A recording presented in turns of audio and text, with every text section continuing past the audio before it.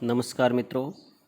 आज का जो टॉपिक है वो है निबंधों का वर्गीकरण। बीए पार्ट थर्ड के द्वितीय प्रश्न पत्र में ये सम्मिलित है। सर्वप्रथम हम देखेंगे निबंध।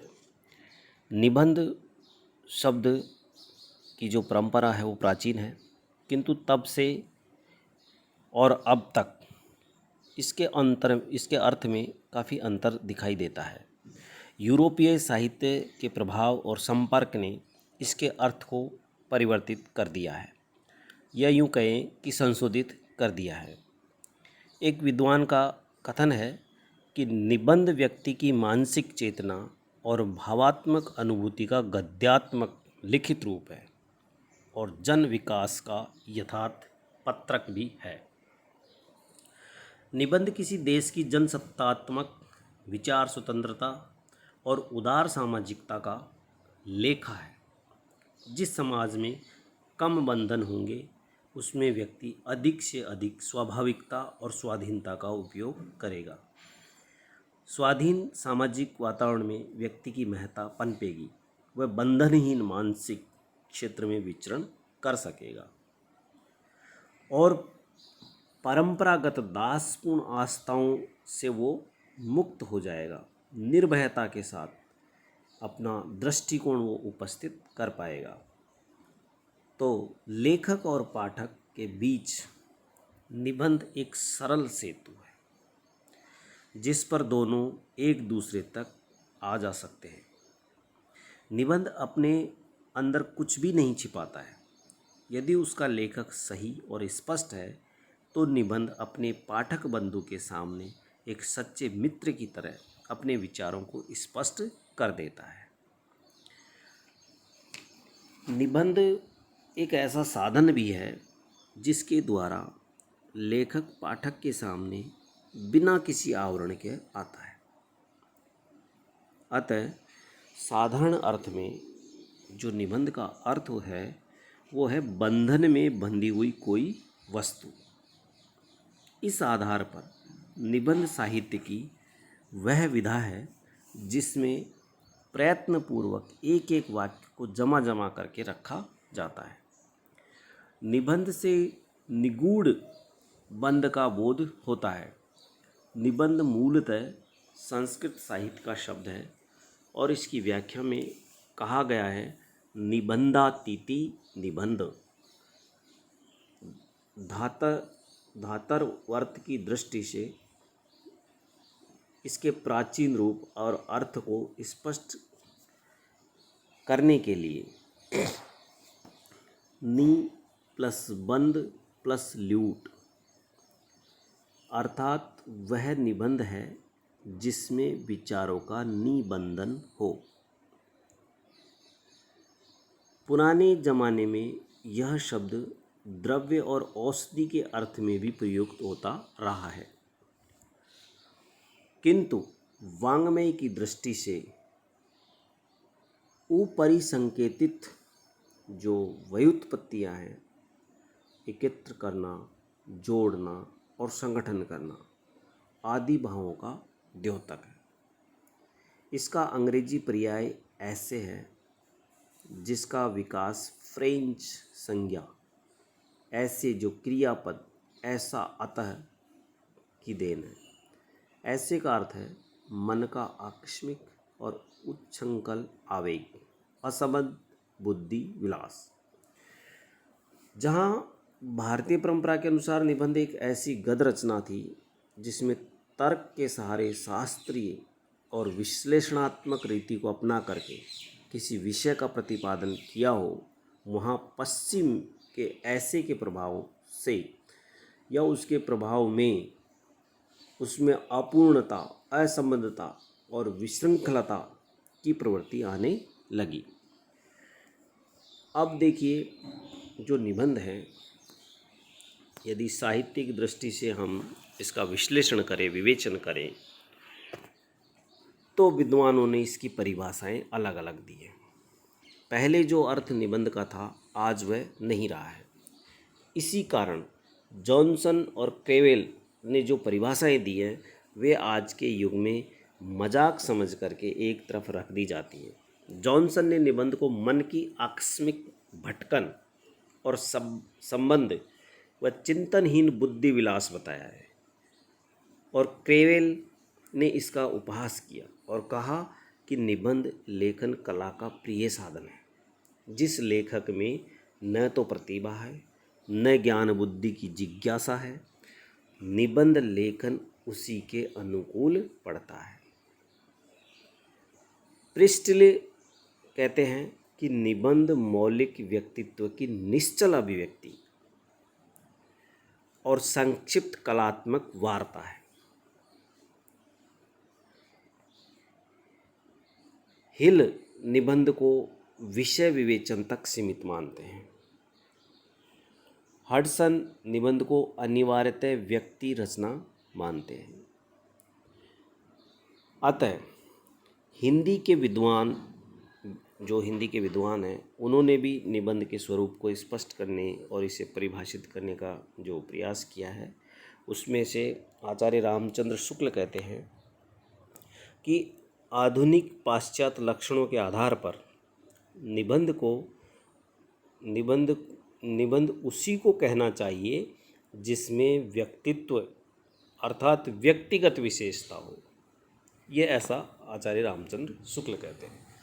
निबंध के ऊपर डॉक्टर गुलाब राय का जो मत है, वो कहते हैं कि निबंध उस गद्य रचना को कहते हैं जिसमें सीमित आकार के भीतर किसी विषय का वर्णन या प्रतिपादन एक निजीपन, स्वच्छंदता, सौष्ठव, सजीवता तथा आवश्यक संगीत और संबंधता के साथ किया गया हो।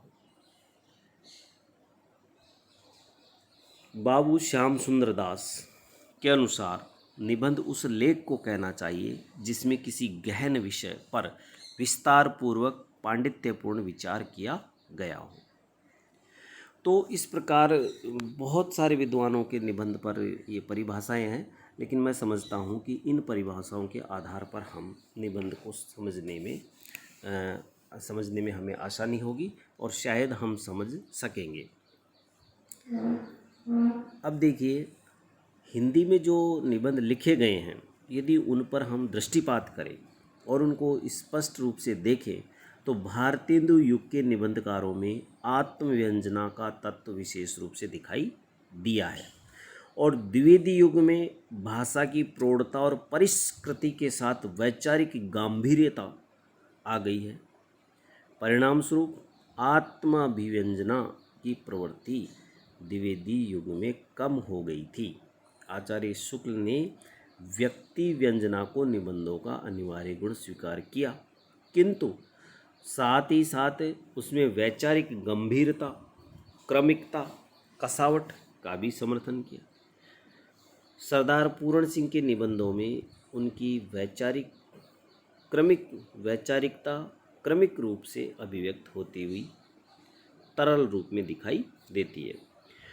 फिर छायावादी युग में गंभीर चिंतन से पूर्ण तथा आत्मनिष्ठ और भावात्मक दोनों प्रकार के निबंध लिखे गए, और फिर छायावादोत्तर युग में आचार्य हजारी प्रसाद द्विवेदी के निबंधों में आत्मव्यंजना और व्यक्तित्व विधायक तत्वों का नवोन्मेष दिखाई दिया।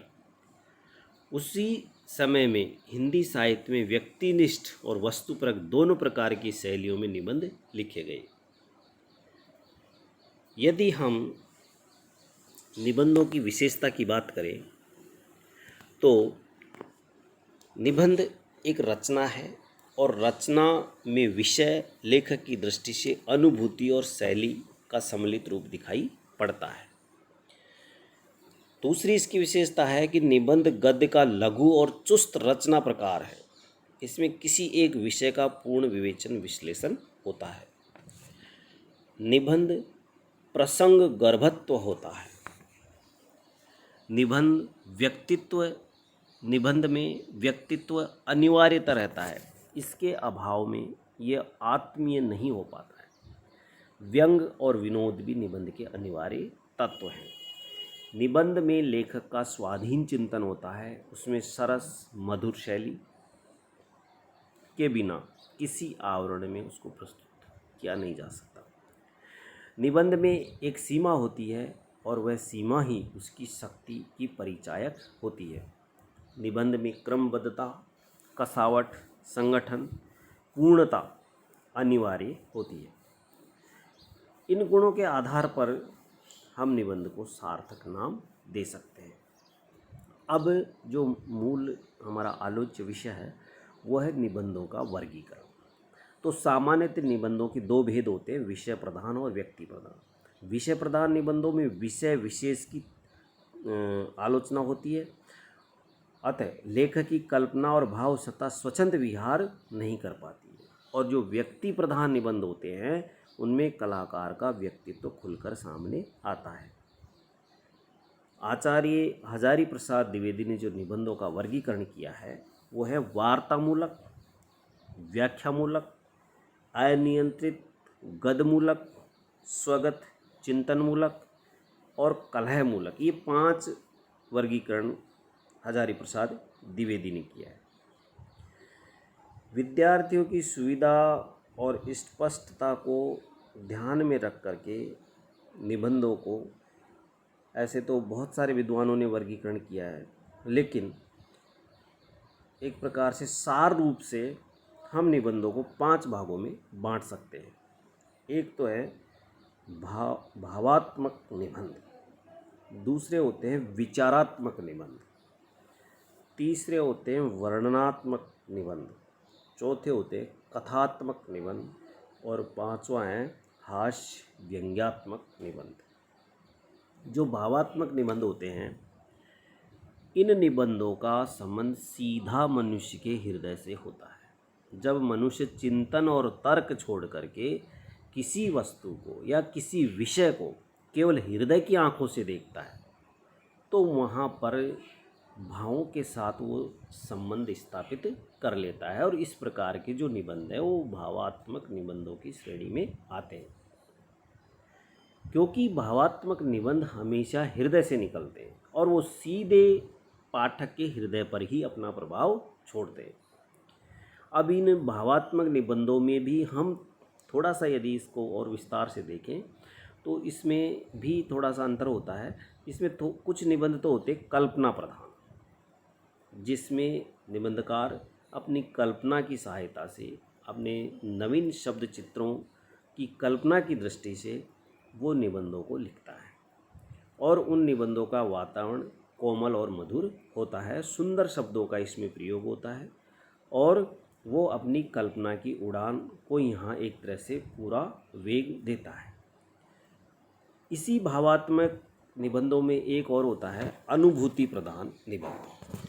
ये जो अनुभूति प्रधान निबंध होते हैं वो इनमें कल्पना का अंश तो थोड़ा कम होता है और जो अनुभव होता है या जो निबंधकार का जो जीवन का अनुभव होता है उसको वो निबंधकार अधिक संवेदना के साथ में इसमें व्यक्त करता है और उस अनुभूति की जो गहराई है या यूँ कहें कि वो जो अनुभव उन्होंने किए हैं या स्वयं ने उसको अनुभूत किया है उसको वो हृदय की गहराइयों के साथ में निबंध में लिखता है। इसी भावात्मक निबंधों में एक और प्रकार हम जोड़ सकते हैं और वो है हास्य व्यंग प्रधान निबंध। इन निबंधों में जो निबंधकार होता है वो भावों के वेगों के साथ कहीं कहीं पर या यूँ कह सकते हैं कि इसमें व्यंग का सहारा लेता है और हल्का सा उसको सरल बनाने के लिए वो उसमें हास्य का पुट भी देता चलता है। हास्य और व्यंग एक और तो मनोरंजन के उद्देश्य की पूर्ति करते हैं, दूसरी ओर समाज में फैली हुई कुरीतियों पर गहरा प्रभाव डालते हैं।